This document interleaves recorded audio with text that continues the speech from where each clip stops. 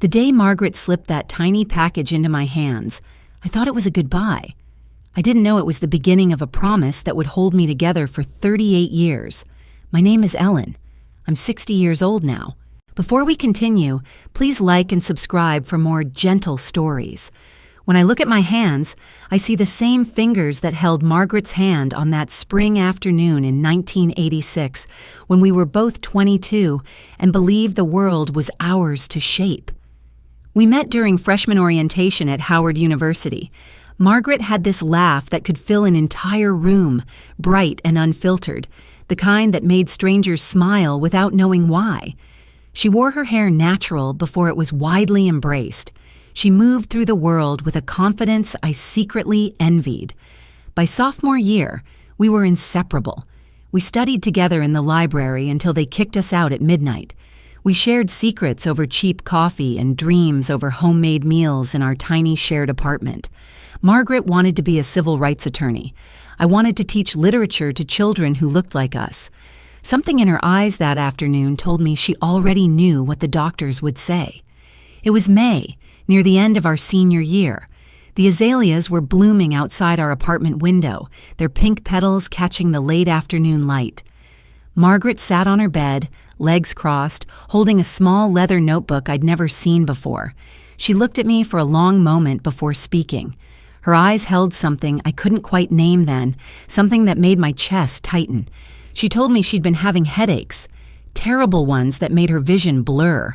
She'd been to 3 doctors in the past month. The third one had ordered tests.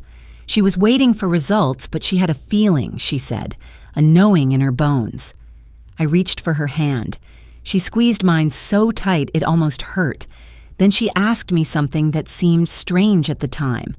She made me promise that no matter what happened, I would live fully.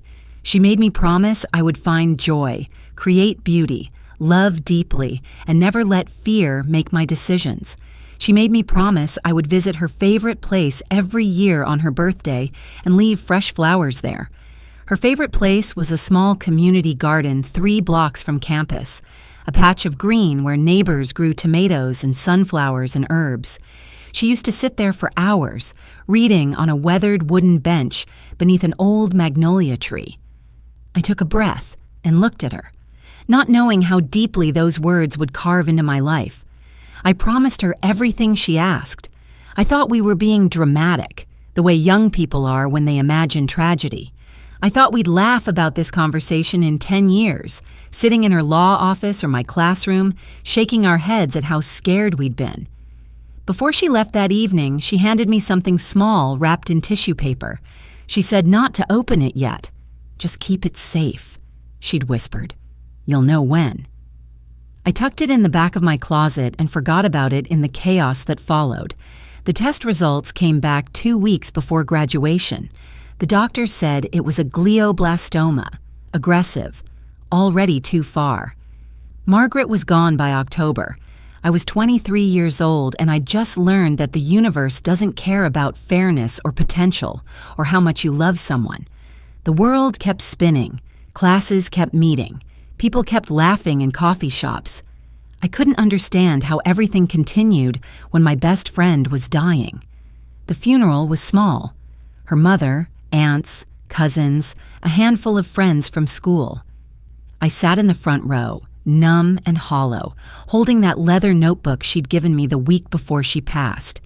Inside, she'd written pages of memories, observations, tiny sketches of flowers and birds, quotes from books we'd read together. On the last page, she'd written, "Ellen, don't forget. Live for both of us now." I didn't know then that the small wooden box she'd hidden in my closet would change everything. The first year was brutal. Every small moment reminded me of her absence. I'd reach for the phone to call her, then remember. I'd see someone with her laugh, her walk, her hair, and my breath would catch. On her birthday that first year, I went to the community garden. It was November, cold and gray.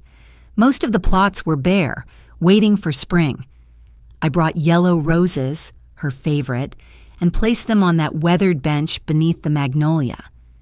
I sat there for an hour talking to her in my head, telling her about my new teaching job, about how much I missed her.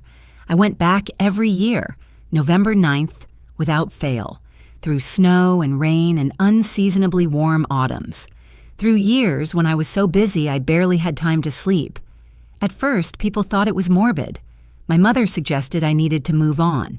A boyfriend in my late 20s told me I was stuck in the past, but they didn't understand. This wasn't about death. This was about keeping a living promise, about honoring a friendship that had shaped who I was. As the years passed, the ritual changed me in ways I didn't expect. Each visit became a moment to pause, to reflect, to remember not just Margaret, but also who I was becoming. I started bringing a journal, writing down thoughts and gratitudes and small observations. I watched the garden change with the seasons and the decades. The magnolia tree grew taller. New families took over plots.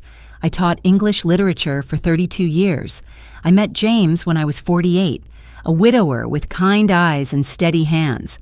On our third date, I told him about Margaret, about the promise, about the garden. He asked if he could come with me on the next visit.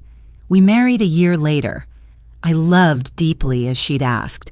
I found joy in small things, morning light on my kitchen counter, the smell of old books, the sound of James's laugh, a well-taught lesson. I created beauty where I could. I planted flowers in my own garden. I wrote poetry in spiral notebooks. And every November 9th, I went to that garden. When I finally opened it decades later, I understood why she'd made me swear that oath. Last year was the 38th anniversary of her death. I'm 60 now, the same age Margaret's mother was when she buried her daughter.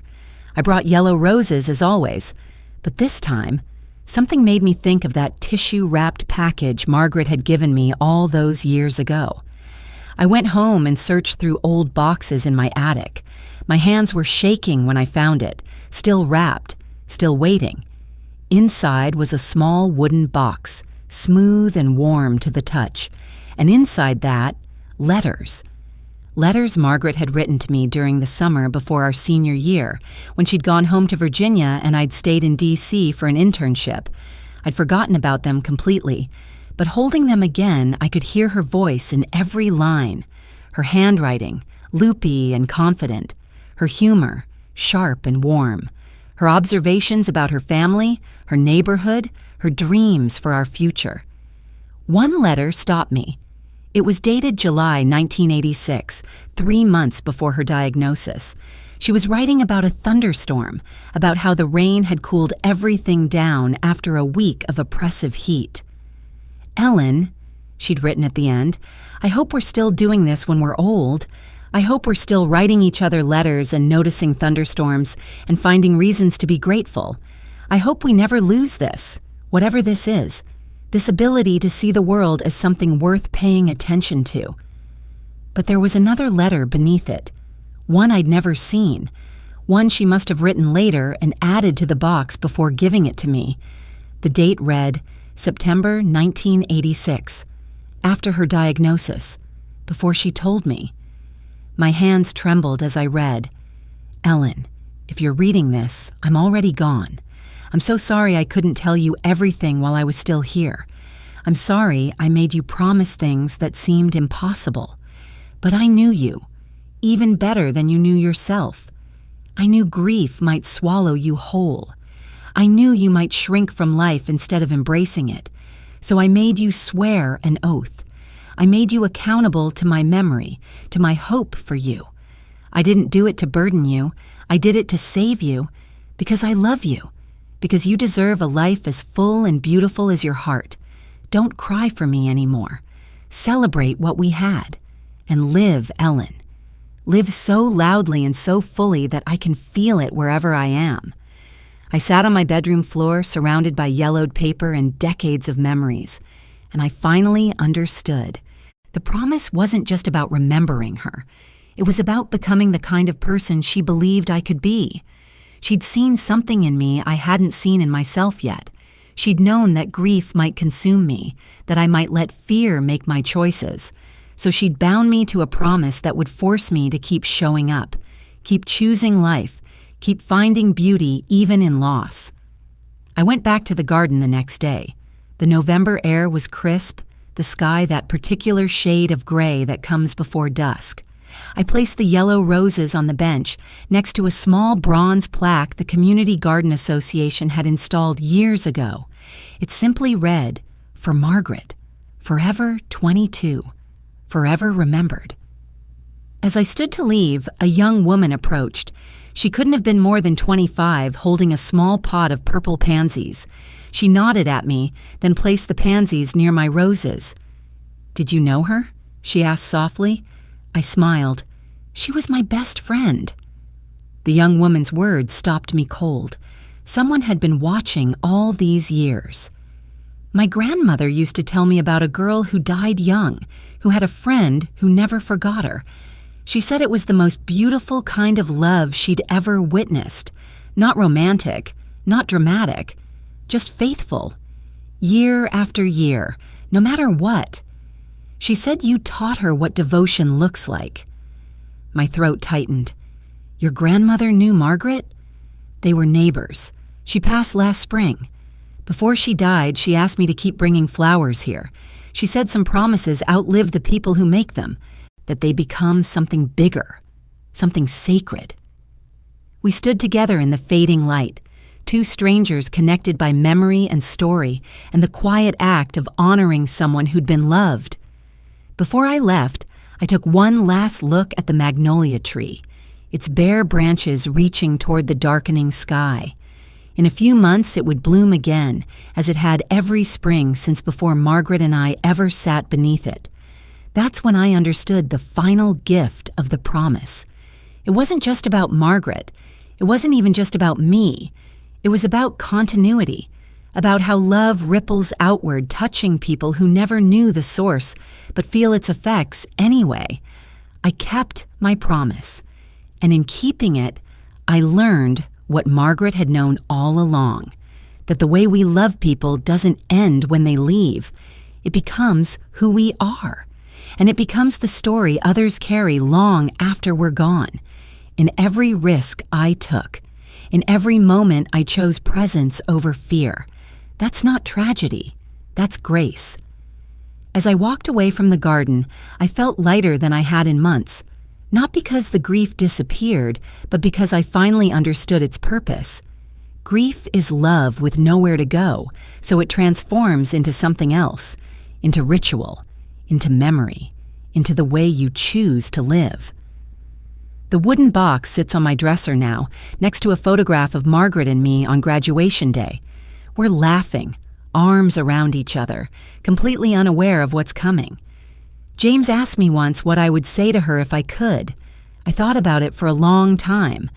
I'd tell her thank you for seeing me, for believing in me, for making me swear an oath that shaped my entire adult life. I'd tell her she was right about everything, and I'd tell her that some promises don't end. They grow. They become gardens where strangers leave flowers for people they never knew. They become the stories grandmothers tell their granddaughters about what love looks like when it refuses to die. Is there someone in your life whose memory still guides your choices? Someone whose love you carry like a sacred promise?